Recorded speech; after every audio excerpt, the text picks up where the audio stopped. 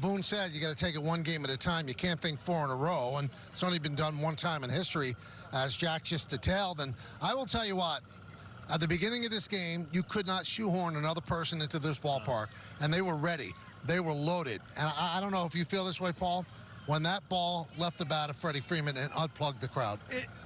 It puts stress in the crowd. It puts stress in the Yankees. I mean, it was like the worst-case scenario. We talked they need to get out to a lead. It just happened completely backwards. And right now, you look at the Dodgers, and they're beating the Yankees in pretty much every facet of the game. I'll tell you what, guys, it's hard to win games when you don't score. I know Verdugo hit the two-run home run in the ninth inning, but the Yankees essentially didn't score. And we were saying this during the Royals and the Guardians series. They were playing their B game, but you could play your B game and beat them. You can't play your B game and beat the Dodgers, guys. Guys, let's talk a little bit more about Aaron Boone and the challenge that he faces and trying to, like we talked about tonight, Michael, people were saying maybe you do something with Aaron Judge and move him in the lineup. Trying to find a lineup that will generate some runs and some activity. They've only scored 7 runs in the first 3 games. I'll tell you what, Bob, it's a very difficult tightrope to walk, because let's say you drop Aaron Judge to the 7th hole.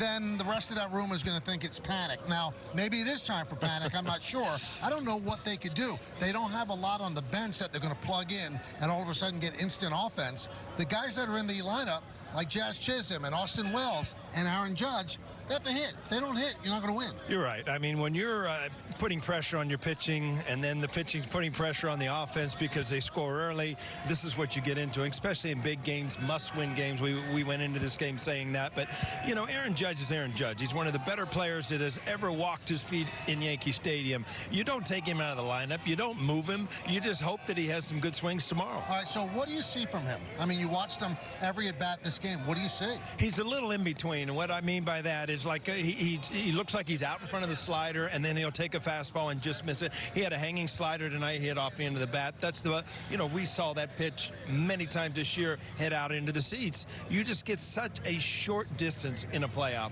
You have some bad at-bats. Your mind starts, you try to force things, and you're just not used to seeing Aaron Judge do that. We also talk about Clark Schmitt, that he's very even-tempered and also very confident. But you don't know what it's like to pitch in a World Series until you pitch in a World Series, and his command wasn't there. First batter he walks on 4 pitches. He walked 4 overall, and the line says he only gave up 3, but he didn't get out of the 3rd inning. No, he was behind, and you could tell he wasn't aggressive. I mean, Ohtani walking up to the plate, you didn't even know if he could swing the bat. There were 4, non-competitive pitches, ball 4, and the next thing you know it's 2-0 before, Soto, Judge, anybody even get to walk to the plate with their feet on the ground. All right, let's talk about the Stanton trying to score from second. The interesting thing is, when he got the double, Paul, I wrote down on my scorecard, fastest he's run all year. So it looked like he was really in stride, that he could really run, and maybe the Yankees saw that as well. Your thoughts on sending him there, because the next batter up was Rizzo. Yeah, but you know what? You're not stringing together hits. So, if you have an opportunity to put pressure on the defense, which is really the first time you've done this series, Hernandez, he made a good throw. Perfect. I mean, if that throw is off target, you're into the game, and you've scored a run. And I do agree. I mean, Stanton kind of nursed his hamstring all year to get to this point. He'll give you all he has right now. So you had no problem with the send? Absolutely not. I mean, you don't know. In a World Series game with the crowd going, it's not easy to make a perfect throw, and that was a really good throw. All right, so down 3-0 now. 2004 is the only time. Now, we were watching the end of the game in the grounds crew room with the guys from Fox, Alex Rodriguez, Derek Jeter, and David Ortiz. And at the end of the game, David Ortiz was walking past everybody, said, don't worry, you can come back from 3-0. I've done it, and that's the only team that's done it. Now, he can laugh about it. Yankee fans don't. What does a team do at this point? You've never been down 3-0, but what do you do?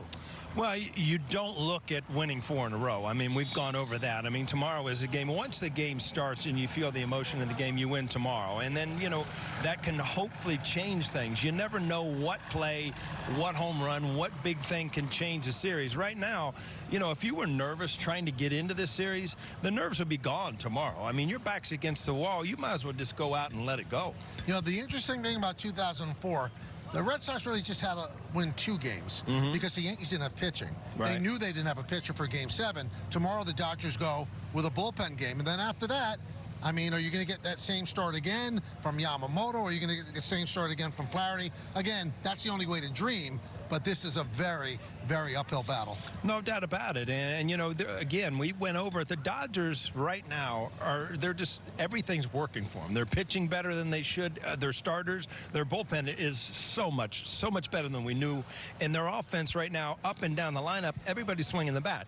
A good team that's playing great at the right time. You know what's interesting, guys, is that when you look at the three scores, you can say the Yankees were in every single game, and they were.